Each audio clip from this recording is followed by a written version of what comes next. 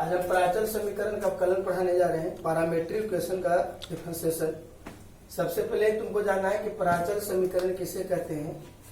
तो प्राचल समीकरण कहते हैं किसे, जो हम तुमको समझा रहे हैं, एक्स और वाई का दो भिन्न भिन्न समीकरण। कोई जरूरी नहीं कि एक्स और वाई रहेगा, ए और बी का दो भिन्न भिन्न समीकरण, सी और डी का दो भिन्न भिन्न समीकरण, कोई भी समीकरण दो भिन्न भिन्न समीकरण रहेगा जिसमें दोनों समीकरण में प्राचल पद, वैसा चर पद जो दोनों में सेम चर पद हो। एक्स और वाई का दो भिन्न भिन्न समीकरण जिसका चर पद समान होता है, वैसे समीकरण को प्राचल समीकरण कहते हैं। Two different equations of X and Y having same variable term, the equations are called प्राचल समीकरण, पैरामीट्रिक इक्वेशंस।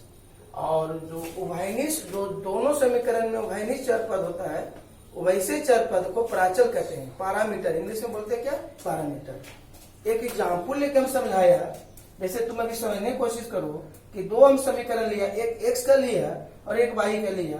एक्स का समीकरण लिया ए कॉस थीटा, वाई का समीकरण लिया ए साइन थीटा। पहले क्लियर कर लो, दो भिन्न भिन्न समीकरण है, एक्स का समीकरण है, आई वाई का समीकरण है, जहाँ ए कांस्टेंट टर्म है, कांस्टेंट मतलब नियत पद है। तो दोनों समीकरण में वैसा चर पद ढूंढो जो दोनों में भयनिष्ठ है। कॉमन वेरिएबल टर्म कौन है, तो थीटा, थीटा दोनों में समीकरण में है। तो ऐसे चर पद को, थीटा चर पद को, कॉमन वेरिएबल टर्म जो होता है उसको हम बोलते हैं पैरामीटर। इंग्लिश में बोलते हैं पैरामीटर, हिंदी में बोलते हैं प्राचल। और एक कांस्टेंट टर्म है, कांस्टेंट टर्म कभी प्राचल पद नहीं हो सकता, एक कांस्टेंट टर्म है। तब प्राचल कौन होगा बच्चों, जिसमें एक्स और वाई में वैसा चर पद जो दोनों में सेम हो। कौन चर पद जो दोनों में सेम है, थीटा। तो यहाँ थीटा हो गया प्राचल, पैरामीट्रिक। और ऐसे समीकरण को, एक्स और वाई के समीकरण को प्राचल समीकरण कहेंगे, पैरामीट्रिक इक्वेशन कहेंगे।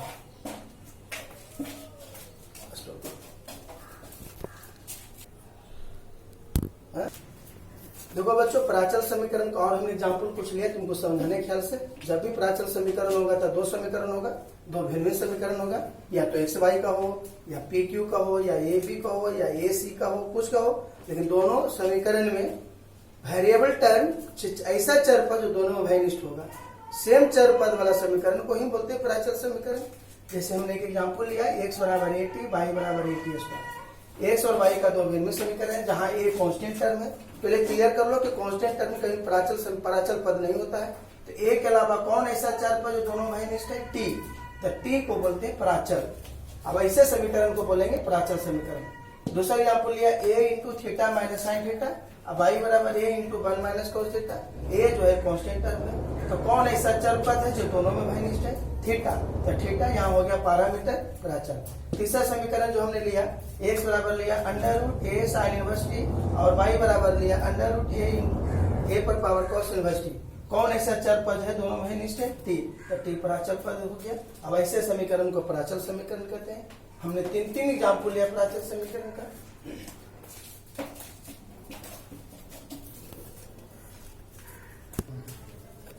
देखो बच्चों, अभी हमने सिखाया तुमको प्राचल समीकरण कैसे कहते हैं, क्या होता है। अब हम बताने जा रहे हैं कि प्राचल समीकरण तुमको दे देगा और उससे तुमको कहेगा डी वाई बटा डी एक्स ज्ञात करो। Determination the value of d Y बटा d x from parametric equations. प्राचल समीकरण से हमें क्या ज्ञात करना है, डी वाई बटा डी एक्स। तो उसका जो पहला मेथड है कि प्राचल समीकरण में ढूंढेंगे कि कौन प्राचल पद है।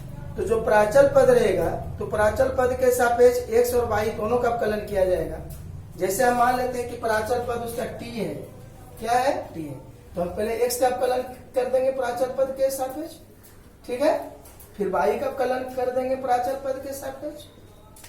सपोज दैट मान लेते हैं कि प्राचल पद पैरामीट्रिक टर्म टी है, तो एक्स का अवकलन टी के सापेक्ष D x by D T होगा, वाई का अवकलन टी के सापेक्ष डी वाई बटा डी टी होगा। एक ज्ञात कर लेंगे, यानी प्राचल पद के सापेक्ष एक्स और वाई का अवकलन किया जाता है। Differentiate of X and Y with respect to parametric term. उसके बाद क्या करता है बच्चों कि भागफल की प्रक्रिया द्वारा डी वाई बटा डी एक्स ज्ञात कर लें। यानी भागफल की प्रक्रिया द्वारा, कैसे भागफल की प्रक्रिया होगा, तो हमको डी वाई बटा डी एक्स ज्ञात करना है। तो डी वाई वाला पद ऊपर रखेंगे, डी एक्स वाला पद नीचे रखेंगे। जैसे देखो, हम डी वाई बटा डी टी ऊपर रख रहे हैं, ठीक है, और नीचे किसको रखेंगे, D x by D T. इससे क्या होगा बच्चों, ये हुआ भागफल की प्रक्रिया।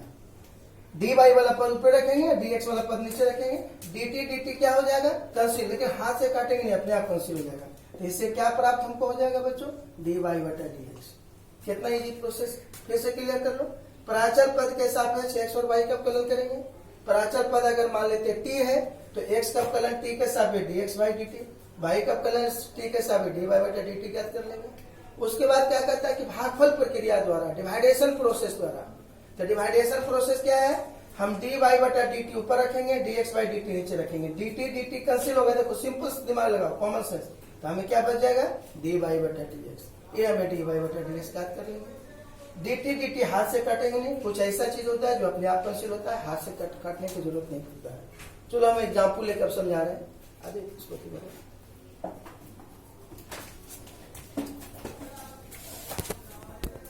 स्टार्ट। देखो बच्चों एग्जाम्पल लेकर समझा रहे हैं कि यदि x बराबर a into theta minus sine theta और y बराबर a into 1 minus cos theta हो, तो हमें डी वाई बटा डी एक्स निकालना है। जहां एक क्वेश्चन कर रहा है कि एक कांस्टेंट टर्म है, देखो हम सोल्यूशन कर रहे हैं। हियर मतलब क्या, यहाँ x का वैल्यू क्या दे रहे बच्चों, a into theta minus sine theta और एंड y बराबर क्या देंगे, a into 1 minus cos theta.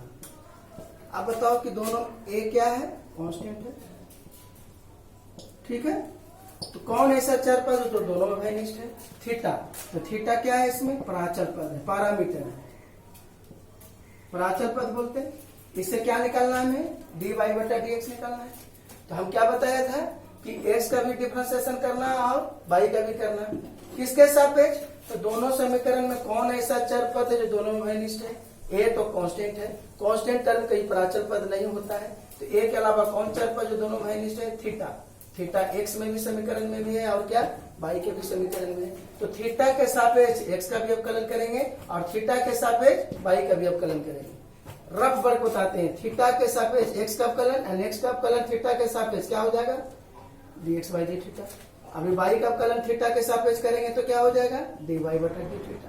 उसके बाद कौन प्रक्रिया द्वारा, भागफल प्रक्रिया द्वारा। डी वाई बटा डी थीटा ऊपर रखेंगे और नीचे क्या रखेंगे, D x by d theta. तो डी थीटा कैंसिल हो जाएगा, तो हमें क्या बचेगा, डी वाई बटा डी एक्स। चलो बनाते हैं उसी प्रकार से। क्या क्या लिखेंगे बच्चों, एक्स और वाई दोनों का अवकलन थीटा के सापेक्ष करने पर, यहाँ देखो लिखते हैं एक्स और वाई का अवकलन थीटा के सापेक्ष, थीटा को मटेरियल कौन से बंद कर दो,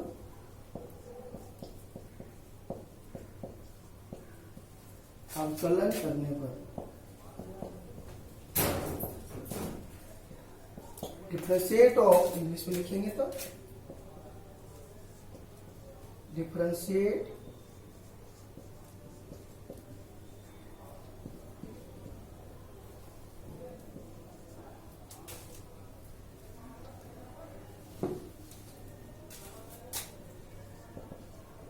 differentiate of x and y with respect to theta. चलो इसलिए पहले हम किसका डिफरेंशिएशन करेंगे, x का। देखो x का डिफरेंशिएशन कर रहे हैं, किसके सापेक्ष कर रहे हैं बच्चों, थीटा। थीटा क्या है, कॉमन चर पद है, कॉमन चर पद के सापेक्ष x का भी अवकलन करेंगे और क्या y का। तो पहले किसका अवकलन कर रहे हैं, x का, थीटा के सापेक्ष। x का वैल्यू कितना है, इसका वैल्यू है बड़ी कोष्ट दे रहे हैं क्योंकि अंदर में छोटी कोष्ट पड़ेगा, इंटू थीटा माइनस थीटा। ए कहाँ निकल जाएगा बच्चों, कांस्टेंट टर्म बाहर निकल जाएगा और डिफरेंशिएशन दो भाग में बढ़ जाएगा। पहले किसका अवकलन होगा, थीटा का, थीटा के सापेक्ष 1 होता है, फिर साइन थीटा का अवकलन थीटा के सापेक्ष cos थीटा होता है। चलो हो गया। एंड अब किसका अवकलन करेंगे बच्चों, भाई का, किसके सापेक्ष करेंगे, थीटा के सापेक्ष।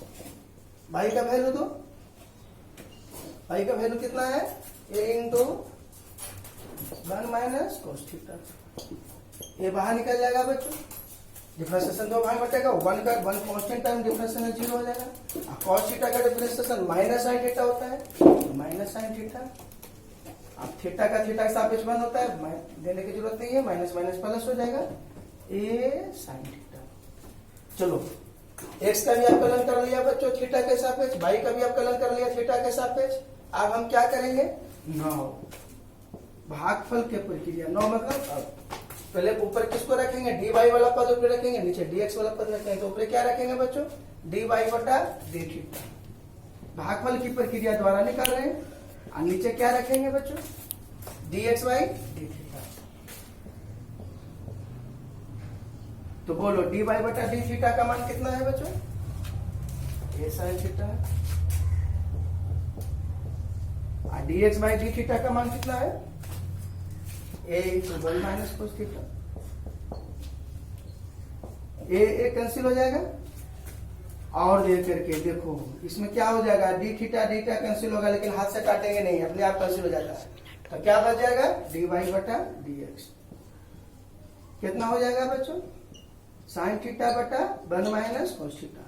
साइन थीटा को तोड़ देंगे, थोड़ा सिंपल फॉर्मूला आंसर ले आएंगे। तो साइन थीटा का तोड़ने का फॉर्मूला क्या है, 2 sine theta by 2 into cos theta by 2।